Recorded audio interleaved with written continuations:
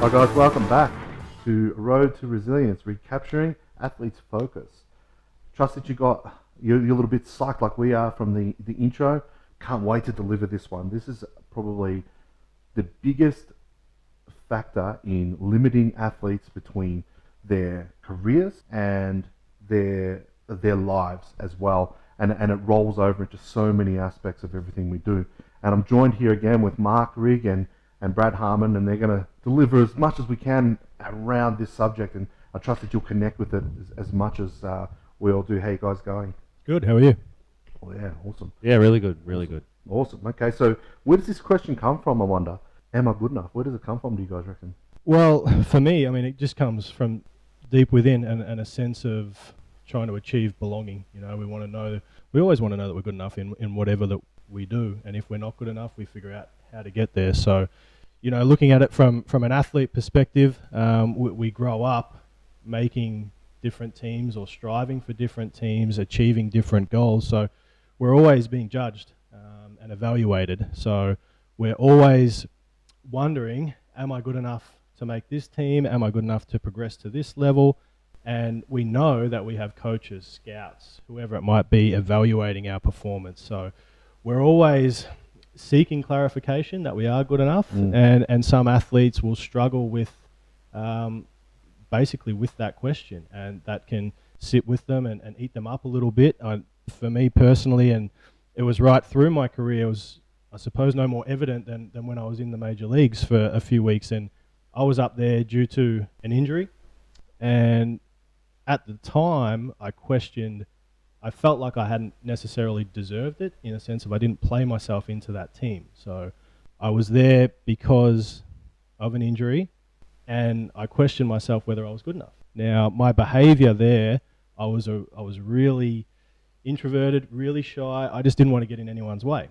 And looking back on that, I was probably a really poor teammate because I wasn't the guy that I knew I was and who I am, and I wasn't helping others. I was just in admiration of these guys and probably thinking I'm not good enough to be here. And now that I look back on it, there is a lot of lessons to be learnt, but the main one is, what did I bring? What value did I add, even though I wasn't necessarily playing every day? And there's a lot that I probably missed out on giving to my teammates. And all that is the personal struggle with, am I good enough? So if I had a look at that from a different perspective and seen it in a different light, that yes, I was good enough, and even though there was an injury, I had earned that next spot in line, perhaps I could have approached that differently. But the struggle continues, and it continues for many athletes, and then as we go into our personal lives. So it's always evident, it's just realising how to handle that question and how to look at it and change our perspective so that we can move forward in a positive way. Yeah, wow. That's a powerful story, definitely. And it does have an adverse effect on the way you connect with your team, doesn't it? Definitely. You would have a very similar story, I would imagine, Mark. Yeah, 100%. I asked myself that question probably for 13 years out of my 15-year career. Am I good enough to be here? And I guess the older you get, the less selfish you get, and the more you think you can give to others. And then the last couple of years of my career, I thought, yeah, I am good enough to be here, and I wasn't waiting for that letter to say you were cut from the team or anything like that. And similarly, as a coach now, am I good enough to be here? And then it doesn't really matter. From a coaching point of view, you can resource, you get people in to help you do what you can't do. And that's what I've done with my team this year, is surround myself with the best people that I know to get the job done. But I think in every aspect of your life, like Brad was saying, it's you continually ask yourself that question, and it's a peer pressure thing. Everyone's always around you trying to be better than you or compete with you, or maybe that's just the way you feel. But that's where that question comes from. I think as you get older and the more experience you have in life, the less you ask it and the less of a focus that it becomes, and you just get on with doing what you've got to do. So, but as a player, 100%, every time you go out there into a big game, am I good enough? I think if you ask yourself that question in that situation, you're in a bit of trouble, and you have to just build a bridge and get over it and get on with the job. So, yeah. And I think just on that, and what you said is, we're always being evaluated by others, so we're always seeking that, I suppose, am I good enough from others? And perhaps if we change that that thought process to, am I giving everything that I have to give? So rather than, and I would stay awake at night until 5 in the morning, 6 in the morning, waiting to be cut because I knew that it was coming because I wasn't performing, but I wasn't worrying about, am I giving the best that I can give? I was worried about where they're evaluating me at right now. So just changing that from pleasing others, which is a part of life, and you know, there's others that are going to assist our journey or cut our journey short sometimes with being evaluated in certain areas, but changing that mindset from, am I good enough in this person's eyes, to, am I doing what I need to do? Am I achieving my goals or reaching my standards that I'm setting myself? Because if I can set my standards and live my life or play my sport to my standards, I've got no regrets. And if it doesn't work out, it doesn't work out. Yeah, Just changing that mindset. Yeah, definitely. 100%. Yep. And you're shifting from somebody else's standards, somebody else's expectations to your own, where you control what you're doing, getting the best out of you. I really like that. That's definitely something that somebody could take on board. From a coaching perspective, though, what's primal within us is there's 3 universal fears. One of them is not belonging, which we touched on earlier, not being loved, and not being good enough or not being enough. So if these are inside us in a primal level, how do we get over them, do you reckon? Stumped you. Yeah, you have. That's a good question. Mm. If it is primal, how do you get over it? Good question.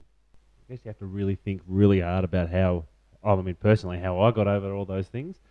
And I guess that's the question that you asked. Do I belong? Do I belong? And the proof for me was in the pudding when you go out and you do the job that you're going to do.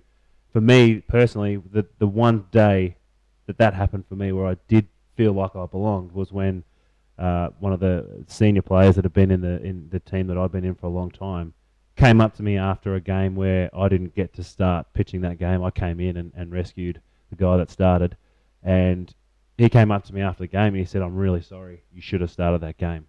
And that was, to me, having this old guy who'd been there for 15 years himself say to me, "You're one of us now." That for me was that feeling of belonging. Did you feel like you had to prove it to them, though? 100%. Yeah. Yeah, and I still do. You still do to this day. Feel like you have to prove something to somebody. Someone, like Brad keeps saying, we're always under the eye of others. And I think once you forget about that, you push that to the side, get on with what you're doing because you are good at what you do. So Yeah, that's it. I think it's to move beyond those primal instincts, those primal fears. If we shift our focus away from trying to belong, from trying to create whatever it is that we're trying to create, if we were to sit back and say to ourselves, am I reaching my full potential in this area? What does success look like to me in this place? Am I meeting those standards? Are my expectations of what is possible for me too big? Or am I in control? Am I hitting those targets? What's the ceiling look like? I know it's lots of questions, but if we're looking at those, it's uncapped. That's the way I see it. Our potential is uncapped. However, so many athletes, and I see this now, coaching, life coaching, athlete coaching, whatever it is that we're doing, you see that athletes put a ceiling on everything. Can I? Can't I? I'm not sure. I'm doing the best I can. I'm going to go and try. No, you're not going to try. Just go and do. Go on and live it. Go and experience it. Wouldn't you agree?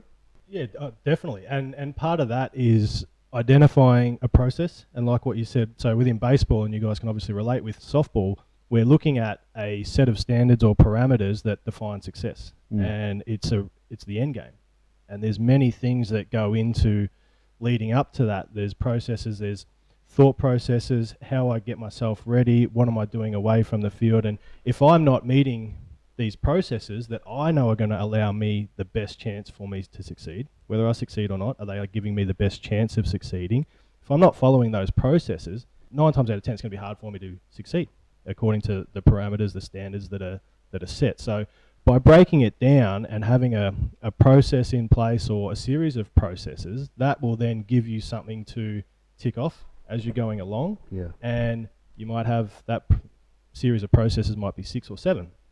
And that way you might hit 5 out of 7. That way you've got something to work for. So we're not worrying about that end result. We're worrying about what gives us the best chance of succeeding at that end result. Yeah. following those little processes. Yeah, cool. Would you like to add to that? Yeah, I wanted to just touch on what you said about a ceiling and having a standard that you meet, and then that's it. I think I agree with you 100% that potential is limitless. Push yourself to be the best you can be, and you never know where you're going to go. So yeah, just continually raising the bar every time, and not having that if I've hit 450 this year, that's it for me. You know, push yourself to get to the next level, whether that be softball, baseball, basketball, cricket, whatever it needs to be. I think that we do tend to cap ourselves at a level and say that's where I want to get to, and that's it. So yeah, that's important to not do that, and to push yourself to continually improve. So what I want to talk about now is how we can move forward. What are some of the things that athletes can do? I'd like to kick that off. That's right with you guys. Is certainty. Certainty breeds certainty. So if you're in a single athlete sport like a track runner, or if you're in a team sport, no matter what, it still breeds, because there's support staff, there's coaches, there's all these types of people around you, your teammates, and certainty for me is a simple shift in the language. Simple shift in the language, and even to the point where it almost feel like you're lying to yourself at the start, where you're no longer trying to do anything, you're going to give everything I have. Not going to just go out there and have a go, and I'm going to challenge up against the best. I'm actually going to give everything I have, and if I win, I win. If I don't, at least I will learn from it. Shifting that focus. What were some of the things that you guys did throughout your career when there was a lack of certainty? And Brad, you would have gone through a career of massive uncertainty with the whole way that baseball in America's played throughout the minor league career and all that sort of stuff. What were sort of some of the things that you did to help you get over that uncertain times?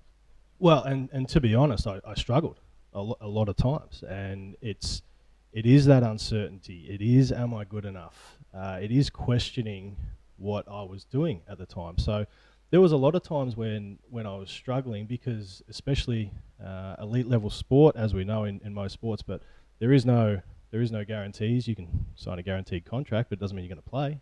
You know, if form goes away. So it's a really difficult one to deal with. At the end of the day, looking back, I wish I had trusted processes, or put processes in place and then trusted those processes. So like what I was just saying before, I was really focused on, within baseball, if you hit 300, you're successful. If you don't, you're not. And that's a really cut and dry approach to it. Now, when I went to the field, I was so focused that was what I wanted to achieve. And I let go of many other aspects, you know, that being a good teammate, my nutrition, my health away from the field, all these things, all I cared about was my swing.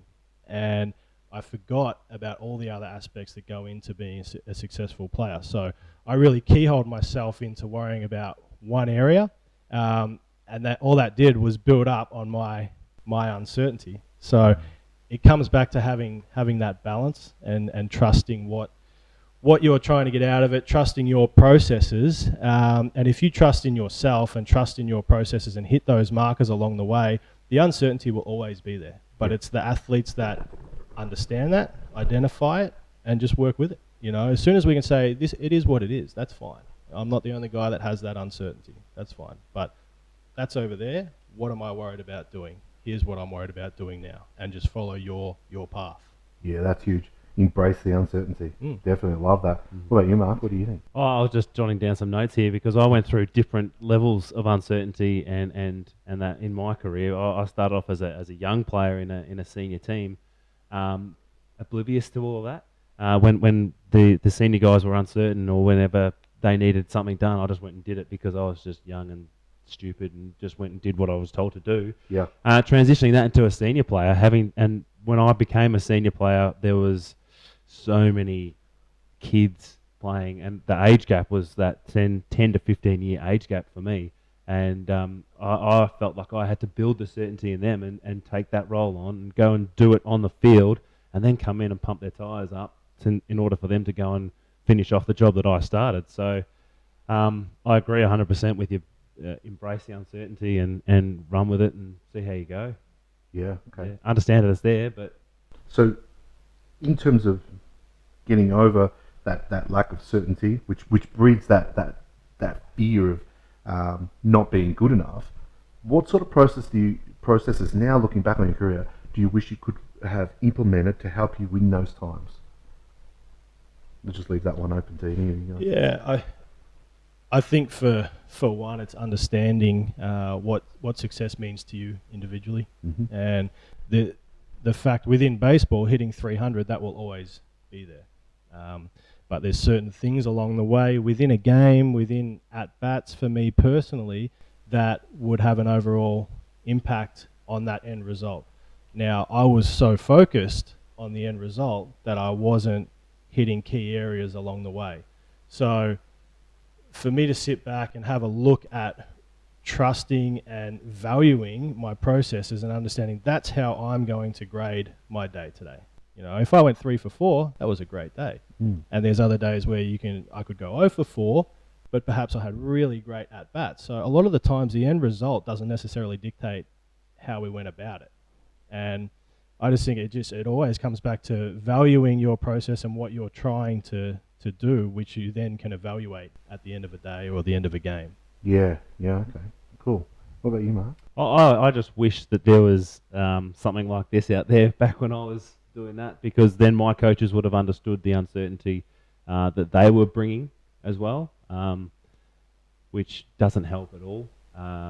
So I just wish that there was a lot more knowledge out there back then, so that you could change the way you train, change your processes, do all those things that you're talking about, Brad. Hit your targets. I'm pretty sure back in the days when I was playing, that there was players in that team that didn't have standards, that didn't have expectations, that just went out there and did it because they were told to. And a lot of that comes down to the coaching and to the mentality of the people around the sport, that they just go out there and play because they do, rather than having a target and having that aim and having that. So for me, that's what I wish that.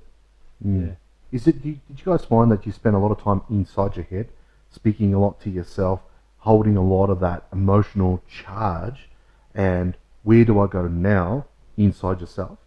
Yeah, absolutely. Or did you have someone that you could rely on to help you with that at the time that made it easier? Or would that have been easier? For me, it would have been massive. And I suppose you've got your family and you've got your friends, and you can lean on those people and speak talk about what you're going through.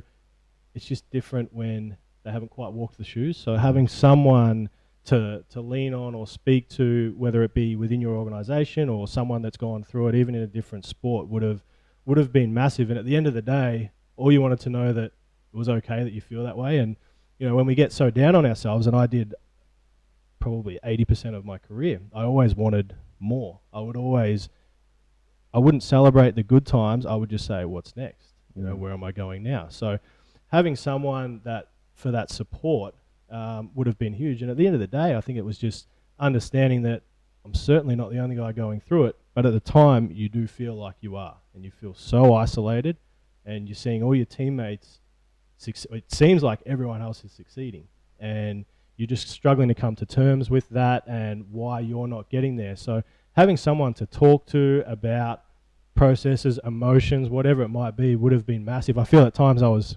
screaming out for that help, but in no way was I asking for it. Yeah. Yep. Yeah. Get that. Yeah, 100%. I couldn't agree anymore. Yeah. Looking back on it now, you know that everyone's gone through exactly the same thing or something very, very similar. And if you had someone come and just touch you on the shoulder and say, "Hey, you'll be right, mate," then yeah. Yeah. So awesome. That's really huge. And we're going to end out this one here because I think that there's so much probably going on for the listener right now. And I know that for myself, there's lots going on through my head. I could talk about this all day. But just to recap, it's the feeling of not being good enough isn't a reality. It's something that you have created. It's not real. You can choose to think that, or you can choose to live that, or you can choose to let it go. And understand that if we embrace the uncertainty and use that energy that uncertainty brings, we can allow ourselves to do what we need to do whenever we need to do it. But the problem is we get bogged down with the thought, with the idea, with the feeling, and we just keep pounding ourselves with this negative charge instead of allowing it to come out into our games, into our lives, and just say to ourselves, you know what, it's okay. I'm right where I need to be right now, and I'll be okay. I'll find a way to make it happen. You know, when you guys, when athletes go out and train, they go out and train with a purpose. They train and they push themselves to create a better understanding of how far they can go. When they go out to the field, I mean, like for you guys out here, you know, you guys both playing softball or baseball, when you guys go out to train, you push yourselves to the next level. Always. Life is no different. And the same thing here with not being good enough. It's about letting go of that idea because it's not real. You are creating that space. It's the same with goal setting. You can either make the goal and hit that target, or you can come up with an excuse reason why you won't get there. It's the same thing here. You can either allow this feeling, because it's just a feeling, and if I asked you right now, if you're sitting down listening to this, and I asked you to be sad, you would probably hunch your shoulders over, you would drop your head, your eyes would droop, you would start feeling that sense of uncertainty and lack of warmth. You'd probably start feeling cold. But if I told you to snap right out of it like that, you could do it by jumping up. And now if I said to you, I want you to feel 100% confident, 100% in control, you would probably stand up, puff your chest out, and your head and chin would lift so high that you would control the space. That's how easy you can shift your state. That's how easy you can shift that feeling. The feeling of not being good enough does not exist. It only exists in you. So you're right where you need to be. Use the energy. Find a way to use the energy that uncertainty creates and let it go. Because your potential is uncapped. I can't say that enough. Your potential is uncapped. You are holding your potential back. I'm going to touch on this in a few other podcasts as we go forward. But the main key here is to just let go of trying to be perfect. So until next time, thanks a lot, guys. And I'm sure that we've got so much more value to offer. So until next time, keep striving for greatness.